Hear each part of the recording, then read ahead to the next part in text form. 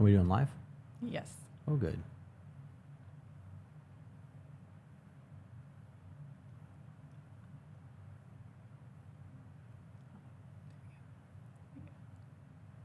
Oh, you're talking first. Yeah. Yeah.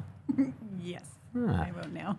Good morning, everyone. I'm Chris Parker. This is Chris Ishihara with the Ishihara Parker Law Firm here in Longview, Texas.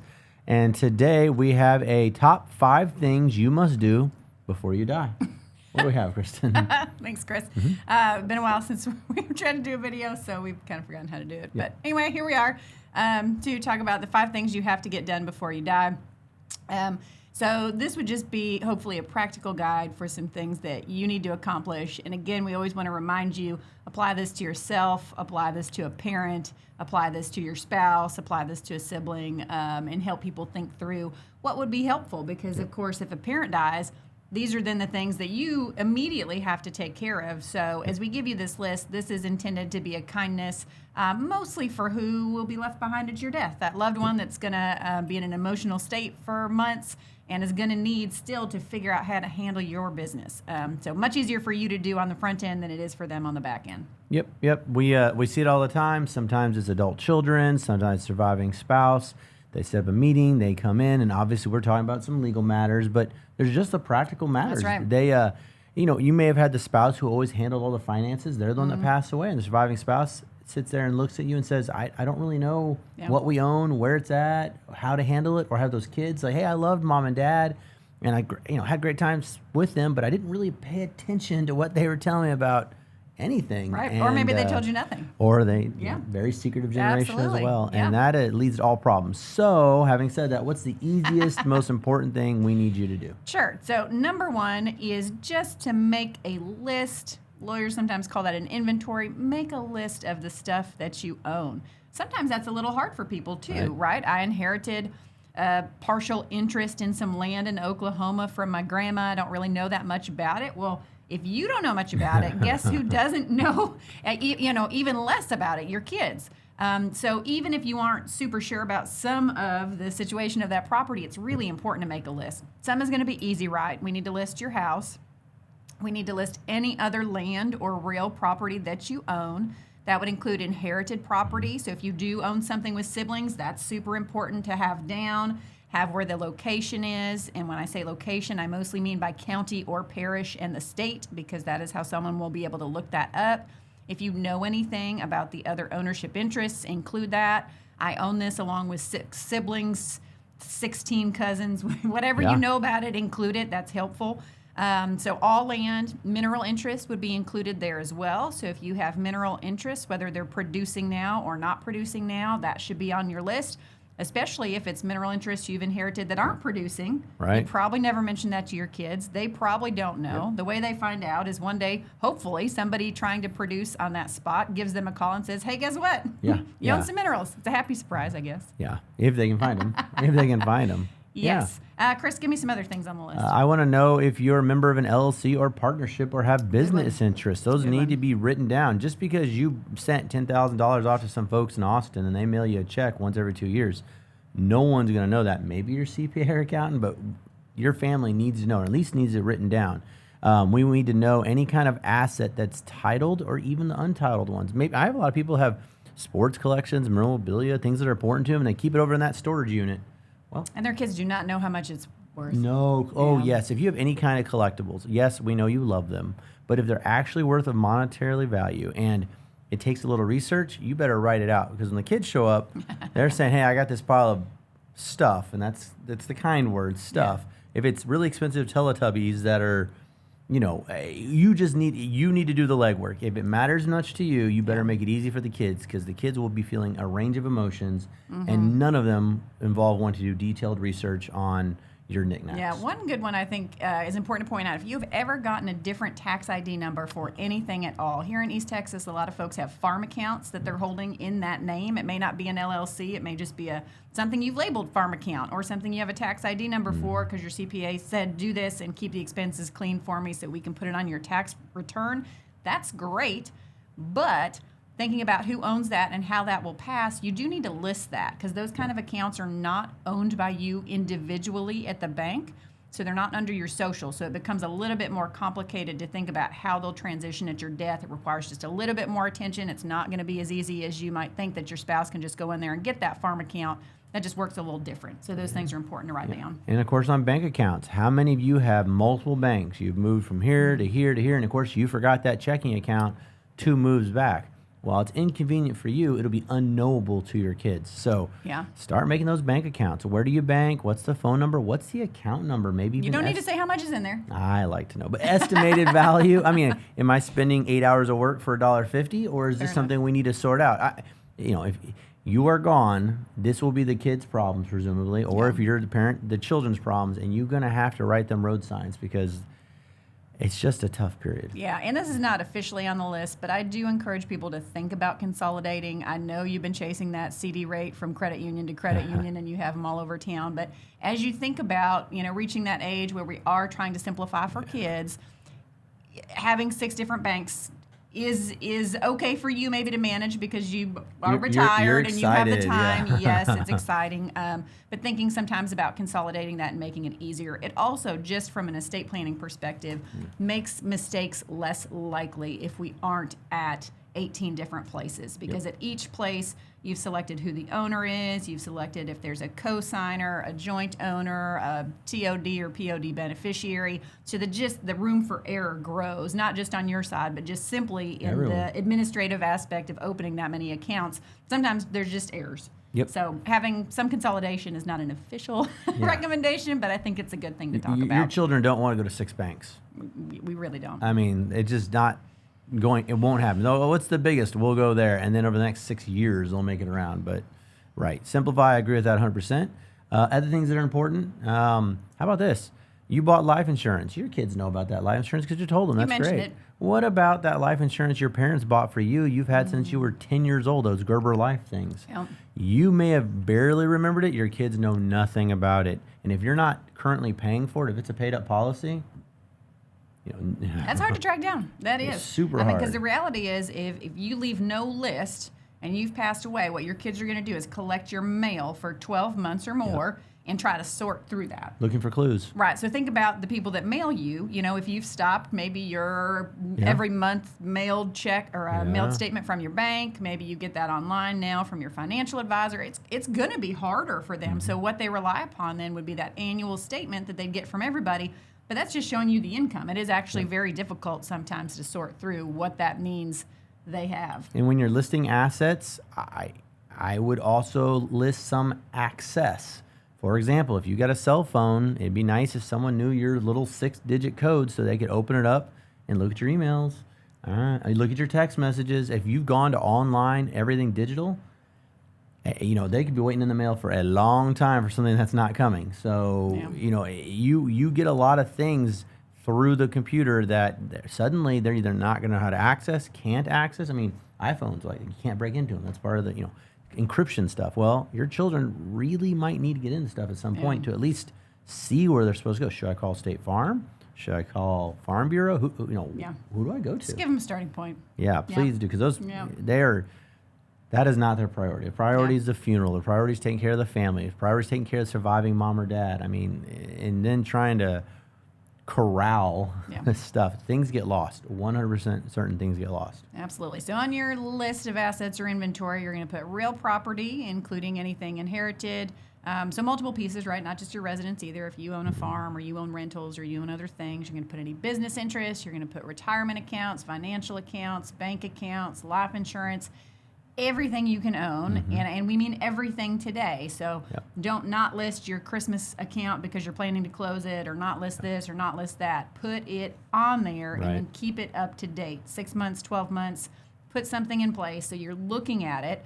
Because the other thing that is unfortunate is if you have something on there that you no longer own. Because now your kid's picked it up, thinks you have $1 million at a financial institution, and you closed that 5 years ago. We just never updated your list. We see it all the time where you have multiple kids, and maybe there's been some rough going on. Maybe not everyone's 100% in agreement with each other, and son who hasn't been involved for the last 5 years but knows mom and dad are millionaires shows up wanting their money. But in the last 5 years, that money was spent for long-term care. It can get real dicey real fast. People are emotional. They say and do things they normally would not do in times of grief, and You need to simplify this process. Yeah, and that's a good point too, actually, just about safeguarding that information and thinking about who you're sharing it with. Because some of those problems come from a child who's maybe not always around, but they visited 4 years ago. They picked up a statement they saw on the table, so they think they know how much money you have. They really shouldn't have had access to it. So thinking about where you're keeping those, that's safeguarding it, and making sure you're only providing information to the people that need to have it because they're your trusted agents. Yeah. Really and truly, your kids don't need to know how much money you have. If you have one that will be in charge and will take care of things, it's reasonable that you might give them an expectation so they know what sort of work will be involved and have some sort of level of confidence with that and know how many resources and professionals to put in place. But overall, safeguarding it and only sharing it, but do share it with the people that need it. But then we don't have leaks. I think some of the problems come from people that will say, "Oh, son, I'm going to give you this," or "Oh, grandchild, I'm going to give you this," and that creates conflict because eight or 9 times out of 10, that person has not actually put the plan in place that will accomplish that. They're counting on their other child or somebody else to make that happen, and so it creates a dynamic that is my a 100 problem. acres go to my grandson Phil, but of course there's no will saying that, no action has taken place, and then when you die, World War III erupts. Yep. Right. So yeah, of course, yes. Nobody's entitled to anything. Probably don't promise them anything. I think that makes the most sense in general, and to be careful about who you share information with. But start with a list. Number 2, list your debts. If you have debts, those are important to list because those will be ongoing. You die in August, that bill is still due in September. So somehow that needs to be accounted for. And a lot of times those debts are going to be attached to assets like mortgage. Right? I mean, I've had kids show up. Hey, mom and dad were out here living their best life. I checked on them. Everything was well. They passed away. I'm ready to inherit the house. But mom and dad didn't tell them they did a reverse mortgage on the home. That's how they were affording their lifestyle, and there is no house going to the child. I mean, that's, we're ready to probate this will, move it into my name, and then we do a little bit more research, start looking at it and say, well, mom and dad don't actually own this house. They used it to fund for that care, so you didn't need it, and that is, So they need, at least at the point of death, they need to know what you actually own minus expenses and costs, because it can be different than what they expect. Sure. Yeah, so mortgage on a house or any real property. Sometimes that's an equity thing that you've taken out later for something, so it wouldn't be immediately obvious to someone that thinks your house is paid off, so have that information there. A note on a car. So if your cars are not paid off, people often don't realize that means you won't have the paper title. So the kids are out looking for a paper title, but you have a note on the car, so you don't have that anywhere in your paperwork.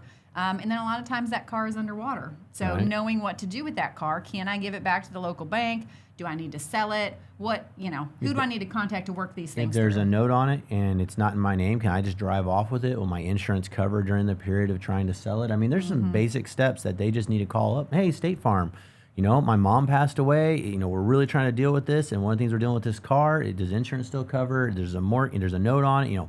Yes, just walk through the steps, because things do go wrong when things are already going bad. Yeah. So. And credit cards. Credit cards also. So credit cards, having a list of those, very important, just so people know what they're looking for. Even if you're carrying credit card debt that you're paying gradually, that's important for them to know. You may not want to share that with them ahead of time, understand that, but it is important that they have that information so they know what to do with it. Sometimes our spouses even have their own special credit card debts and don't share. Right, we're not getting into that, but our point being is you better have a list for whoever's left behind to kind of sort these things out, because they have a way of multiplying these problems. It will multiply on your family. Yeah, absolutely. And number 3, list anybody that needs to be notified at your death. You can help those kids out by just telling them who they need to call. That would be places like supplemental insurance.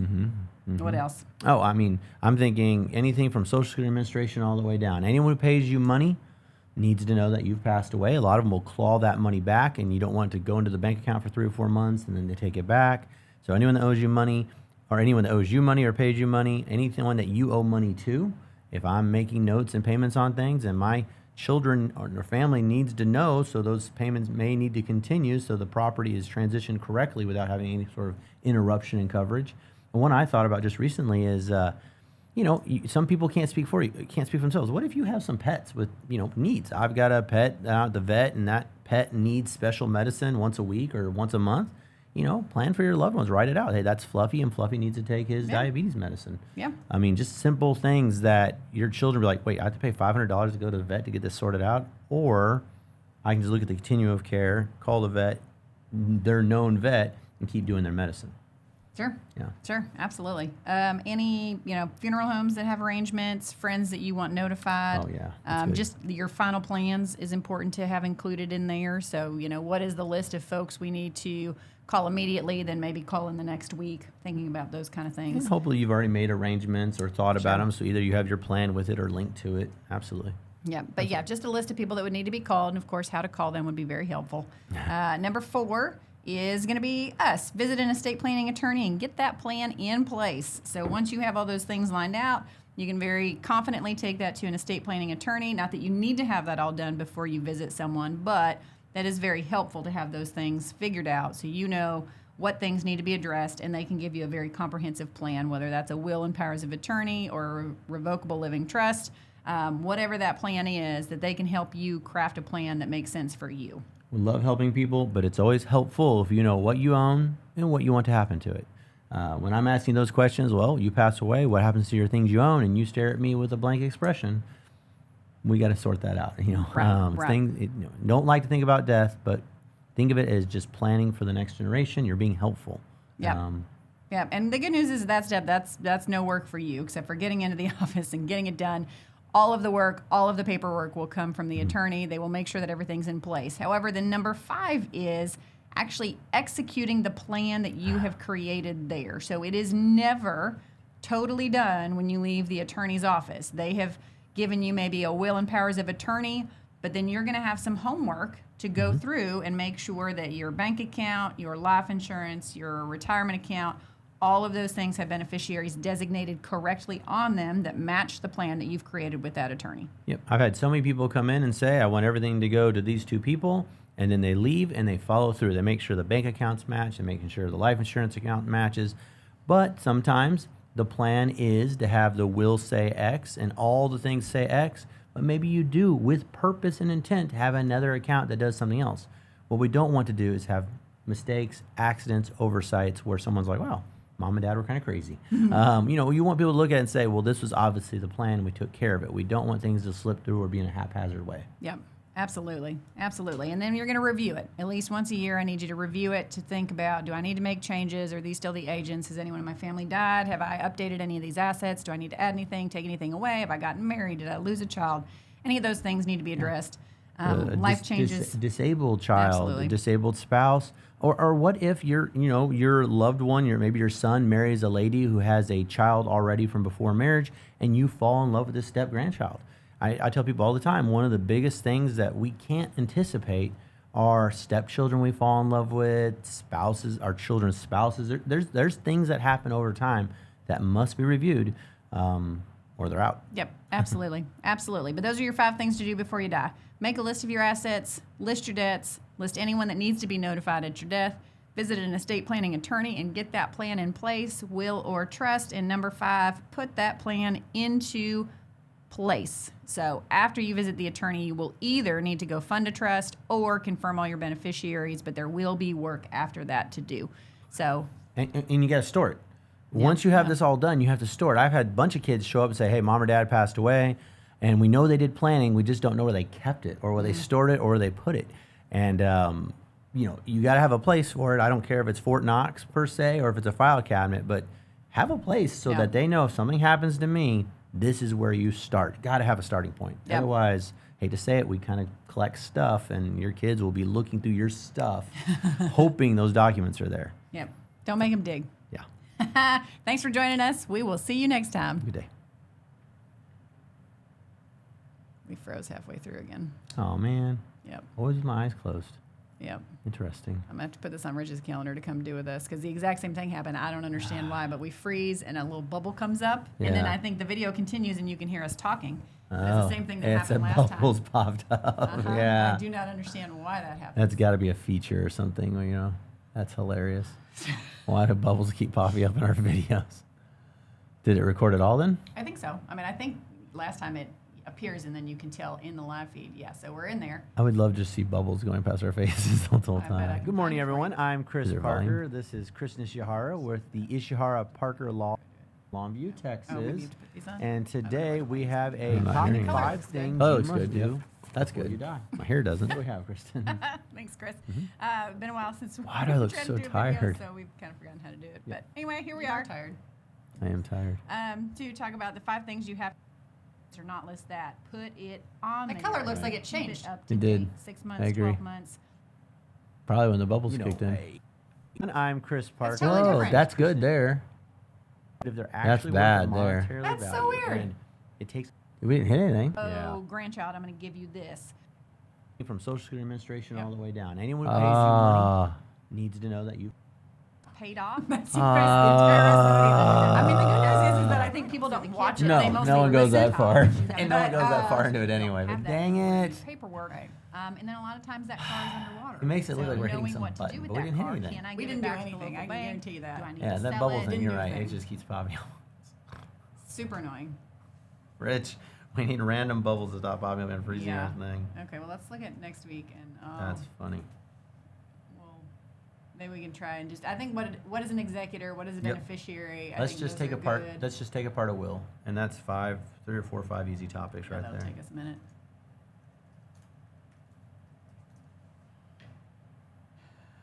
But yeah, I'll need to make Rich come in and do that. Good thing he has no job, so I can put it on his calendar and he can't really complain. Save.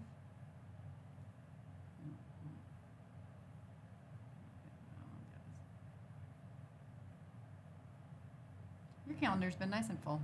Yeah, yeah. I need you to go to New Mexico again, or West Texas. Can we do that Monday? What's that? Do it Monday. We're both free Monday at 8. Sure. Oh, is that next week? Mhm. Oh, it's good. I do have some appointments for next week already. That is good. Usually I don't get busy until Friday. You know what I mean? Friday, usually I start getting things on Monday, Tuesday. So anytime I have more than about 7 or 8 appointments next week already, I know I'm going to have a good week. Seems the way it works. Oh. My wife's like, well, if the roof won't fix, we just won't take the house. I was like, we just bought furniture that only fits in this house. What are you talking about? We're buying this house regardless. None of this matters. You know, we're just quibbling over nothing. Really. We all know we're buying this house. Well, no, we can back out. No. Give me a break. I'm done home shopping. This is the one. Yeah. Found it. Yeah, I agree with that. You liked it. I'm not doing any more looking. I'm done. Okay, that's Monday, and I need to. Oh, this is me. You stay on the topic? I think that the whatever you just said is fine. What is an executive? Yeah, what is an executor? What Is is what I it? put in there. I think. Yeah, we can Google that. Manage videos.